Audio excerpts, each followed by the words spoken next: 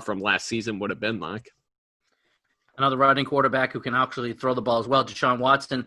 I only mention him because, he's got kind of a tough matchup, but to me, I just think he's underrated. I just don't think we give him enough respect.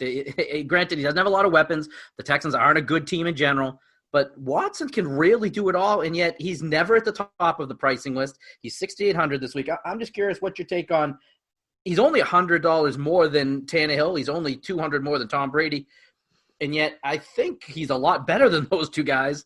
Just your take on is he a good value? Is he fairly priced? What's your general thoughts on Watson? I think we actually might be getting a little bit of value here. He cost $7,500 playing against the Colts 2 weeks ago. So right instantly $700 down from that. The issue with the Texans right now is who's going to be available in terms of the receiving weapons. You take away Fuller. You have Cooks questionable here. I think that's very relevant. Cooks limited in Thursday's practice.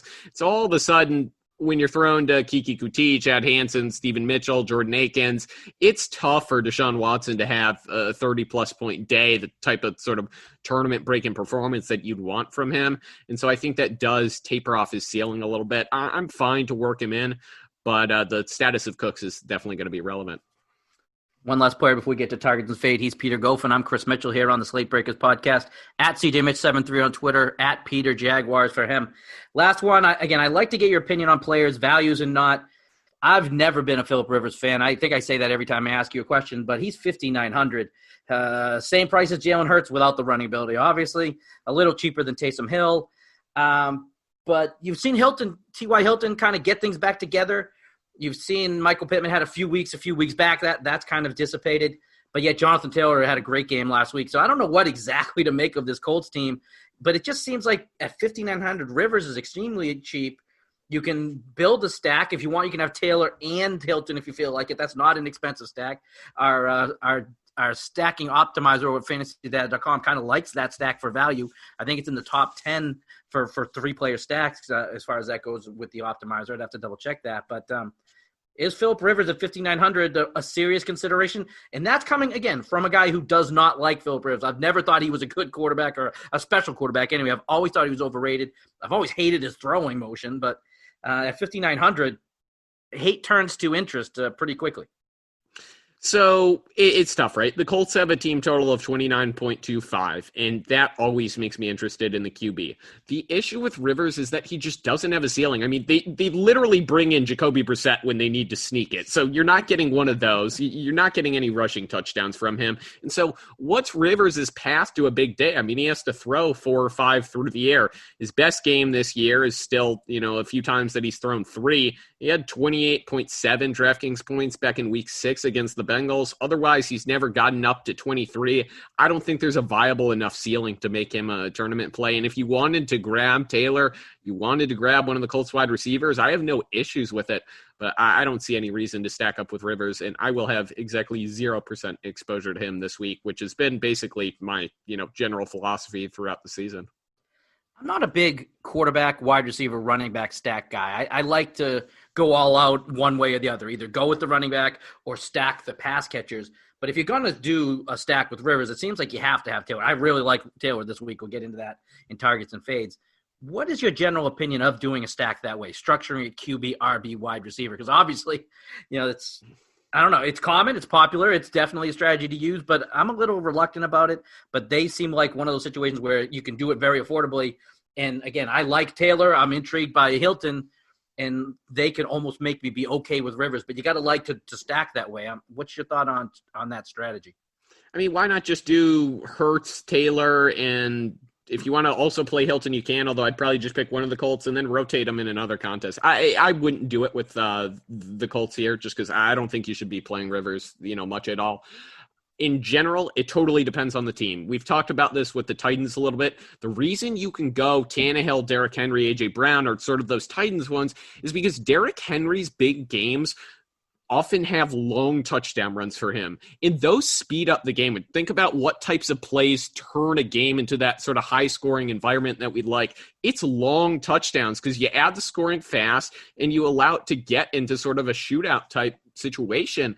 And so a Derrick Henry 80-yard touchdown run does exactly that. And when the Titans build a lead, they're going to also pound him down the stretch. So I think it works for them. If you had the old school Steelers, Ben Le'Veon and Antonio Brown, right? Like that was a fantastic situation where you have a running back who's highly involved in the passing game. That's the other thing you're looking for.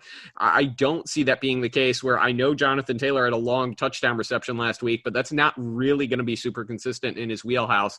And so ultimately, I think you need the running back to be involved in the passing game, or the way the team has sort of their game scripts roll has to be a unique situation. And Tennessee is the one that makes sense for that in general these days. I'm not sure that there are many others that I'd put it together with. Maybe would you like the Chicago Bears with Trubisky, David Montgomery, who's been in the winning lineup for the Millie Maker over DraftKings for 2 weeks in a row, and then Allen Robinson? Is that one of those situations where I have a hard time getting behind Trubisky, but that seems like an interesting stack, and he's actually been okay last week at least. Yeah, so I mean, that would have worked last week when they kind of lit up the scoreboard. And right, how did that happen? Well, David Montgomery had an 80-yard touchdown run, and the Texans didn't keep up. But the point was he only had 33 rushing yards aside from, that big one. And so, sure, if any player breaks, an 80-yard touchdown and gets 14 points for that, plus on their way to the 100-yard bonus, I'm down for it. But it's kind of hard to forecast that type of thing. So I think I'm probably picking Biskey and Allen Robinson or Montgomery in lineups. I'm not sure that I'd do the whole trio together. That's our buy or sell segment here on the Slate Breakers. Let's get to Peter in segment number 2, targets and fades. Fantastic. We're rolling along here. Let's kick things off with quarterback. We haven't made much mention of Patrick Mahomes yet, but he actually does take a little bit of a dip in price. He was at $8K or above the past 3 weeks, now down to $7,900 here, traveling to the Superdome. Lamar Jackson, $7,500. Russell Wilson, $73. He, of course, was also priced up pretty high earlier in the year and now sort of come down to where he was early on in the season. Kyler Murray seems a little bit more healthy right here. He's $7K on the nose. His price is down from his highs, $8,500. And then Watson, Tannehill, Brady, Goff, Cousins, the next one's coming in. It obviously isn't a super thrilling week to be putting together, some of these quarterbacks, but do you have preferences among the top guys? And if not, are you going cheaper? I know some of this does tie into stacking, but what's your initial read on sort of paying up, down, middle for QB right here? I'm feeling cheaper. I've been doing a lot of research and writing articles about the $1 Million Maker over at DraftKings. And the one thing that I keep learning is that you don't have to pay, and you really shouldn't be paying up for quarterbacks. You don't need to go chalk, and you don't need to spend money there. But you do need to spend it running back, and you really need to spend at least one on the wide receiver. So maybe that's influencing my take. But in general, I don't like paying up for quarterback, and I've never have. And in this case, with this week, it just so happens as I say in this show all the time, I do not believe in Lamar Jackson, but at least he has a good matchup this week. So while you're paying up for him, you've got a matchup where he could go crazy. He could run, he could score big early in the game, and then if they are blowing them out, he could still stay in the game and throw a bunch of passes, and against that Jaguars defense, he'd still probably succeed. So if he's going to have a 300-yard game, I could see a 350 passing or maybe a 275 to 3.25 passing game along with a 100-yard rushing game. I could see Lamar Jackson doing that this week. The matchup really allows that. And at $7,500, that's a bargain. Even though he's the second most expensive quarterback, that kind of day, of course, is a great deal. My problem with the top of the slate when it comes to the quarterbacks is that they're the most expensive, but they also have difficult matchups. I mean, you look at Mahomes facing the Saints. You got Wilson against Washington. I think Washington's a very good defense. I actually like them this week as far as playing them defensively, because while it looks like Seattle will probably score some points because they usually do, they're not quite as explosive as they were early in the year. And the Washington football team is a pretty good defense. So I actually think they'll get some turnovers, maybe even a score. So that diminishes my like and definitely hurts my love for Wilson as far as the stacking goes. And again, Kyler Murray hasn't been that great recently. So those expensive guys at the top of the slate, to me, because the matchups aren't really all that great, I'm not big on them. I like it. I think Derrick Henry's probably going to be the number one pick for roster percentage. So that makes me intrigued by, like what you said, the Tannehill, Brown, maybe even Jonnu Smith or something, that kind of stack. We want to get some leverage there. So I'm intrigued by that. I always talk about Tom Brady. I don't love it this week, but his price is more reasonable. So when I look down the slate, I get more intrigued by the Tannehills and the Riverses and the Trubiskys. I'm not big on those guys, but I like their prices and I like their matchups. So I'm not paying up, and I'm probably going with those lower guys. You're talking me out of Rivers, but I am intrigued by that at least. I don't like Trubisky, but again, I'm intrigued by that one as well. So I'm looking at those more affordable stacks than the top guys.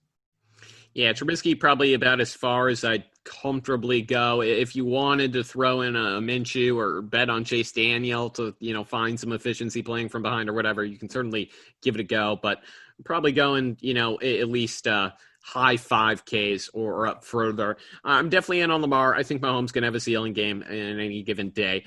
I'm warming up to Kyler Murray, which I do think is saying something because I've turned the lights off him for basically the last month. I mean, with the shoulder issue, especially when they weren't running him, late in the game against Seattle, I said, all right, I'm out. I don't want Kyler without running, especially at super heavy prices. And now he's come down significantly in price. He ran 13 times last week, only accounted for 1 touchdown. It was passing, and so he didn't have a blow-up day because of that. But I think we're getting back into the exciting Kyler range. And so I love Hurts on the other side too. I think both of those quarterbacks are going to be some of my most highly owned. But I wouldn't forget about Kyler just because he's, hasn't been doing his thing recently. I'm good going to Brady also. It's 6,600 here, right? You're getting a little bit of savings. And for him, it is that same situation of, hey, we need a lot of touchdown efficiency, but he's a little bit of a safer bet to get it, just knowing the weapons he has around him and whatnot. I think the Rams passing game also an interesting one because the Jets have been very giving in terms of that. It's just tough to know where the scoring is going to come. Any final thoughts here on quarterback, though?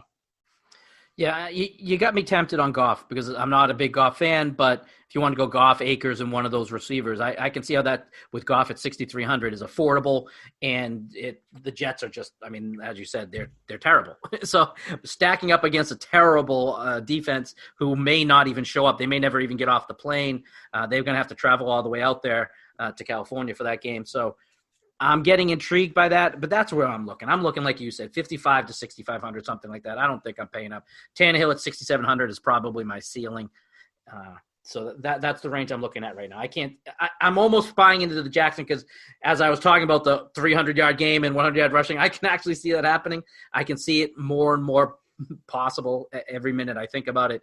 So that intrigues me. So if I'm going to pay up, I can see me last minute pulling the submit button with Jackson in there. But otherwise, Tannehill is probably my ceiling as far as price goes, 6,700.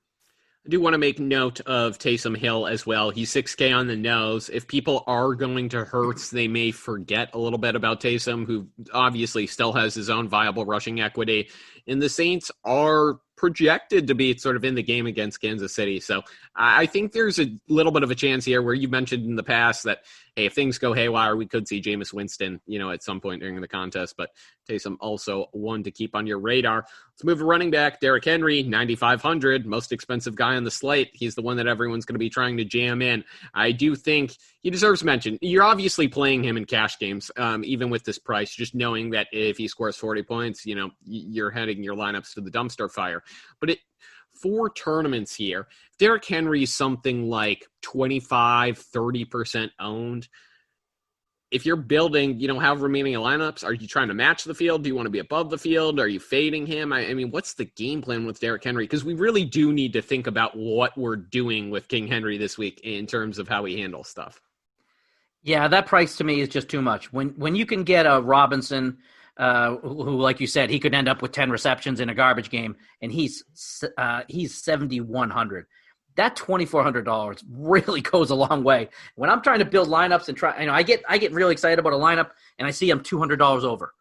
So when $200 is the difference between me getting a receiver I really like a Brandon Ayuk or whatever, or a player that I don't like, when it's $200 or $300, that difference, all of a sudden $2,400 makes a huge deal. So as much as Henry's going to be a monster, if you had to say who's going to be the best player all week, I think Henry's about as close to the safest pick as you could possibly have. So if you want to put literally your money on the table, Henry is as safe a play as there's going to be. But you got to find value somehow. And at 9,500, he just really hurts you everywhere else. So for me, I don't like to say fade because I know he's going to have a great game, but that price is just too expensive. When the third most expensive running back is 7,400, that's just so much money that you can put somewhere else. That's a difference between like 2 punt plays or 2 pretty good wide receivers. And that difference to me is just too hard to overlook. And so I can't imagine having Henry in really any lineup because of that, even though, like I said, he's going to have a great game. I have no doubt about that. Yeah, so some of it comes down to how crazy do we think that game's going to be, and how confident are you in value at other